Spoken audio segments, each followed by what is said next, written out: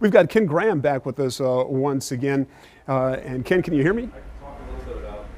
I can hear you perfect, Damon.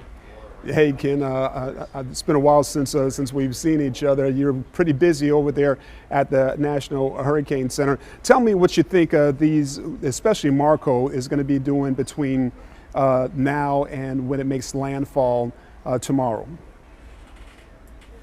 Well, Marco's a pretty small storm, but at the same time, we still predict hurricane strength. So a hurricane, becoming a hurricane probably any time now. We've got 3 planes out there. We actually have the upper air, looking at the upper atmosphere. We're looking at the NOAA aircraft, looking at some of the steering currents. But they got the Air Force in Marco, and we also have NOAA looking at Laura. So we got all these aircraft out there trying to get the data into the models, predicting a hurricane. But remember, by the time we approach the coastline of Louisiana down by the mouth of the river, some of those impacts, the rain bands could be outside of that. So places, St. Bernard Parish, over to Harrison, Hancock, and Jackson counties, the Mississippi coast, some of those rain bands could produce tornadoes and torrential rainfall. So that's what we expect, and then slowly moving off to the southern portion of the state. But remember, just heavy rainfall. Those tropical rains are so efficient. Yeah, and Ken, we've got a lot of that along the coastline right now. We've been talking about how the placement of this storm puts us on, or puts most of southeast Louisiana on the right side of the storm. But some of the stuff that I've read from National Hurricane Center and other sources are downplaying the possibility of tornadic activity. What are you thinking? A big chance of us seeing tornadoes as this thing makes its way across southeast Louisiana?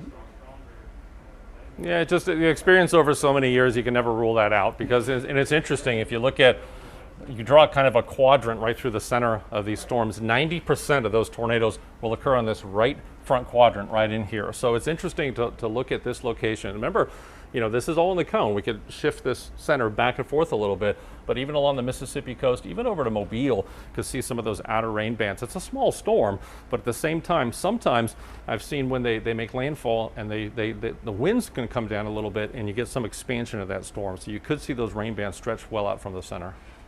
Yeah, Ken, and we've been watching the dynamics of the atmosphere and what's going on across the Gulf of Mexico, with Marco only making it to Category 1 status and only up to about 75-mile-per-hour winds. I guess conditions are much more favorable for when Laura finally makes its way into the Gulf of Mexico, because you've got rapid intensification and the possibility of it landing as a Category 2 hurricane. What's the possibility of Laura being even stronger than that?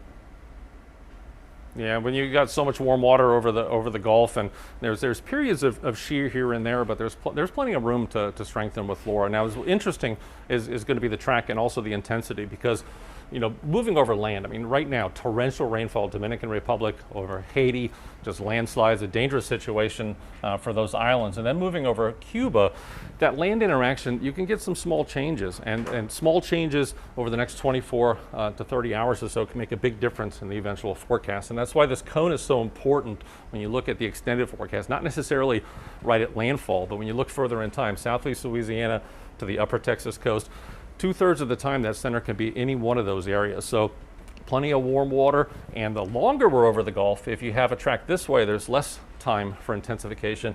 But if you get on this side, the left side of the cone, that's more time over that warm water, and that's more time to intensify.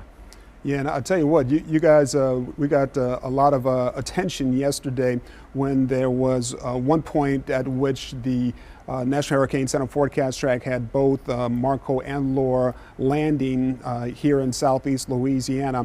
Got a lot of us worried. It's possible that we could see that line that happen again because of what you just described with the movement of Laura over Cuba. Is that correct?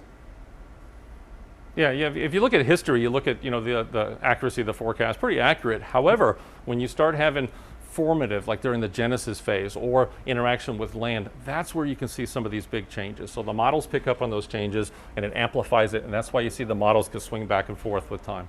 Okay.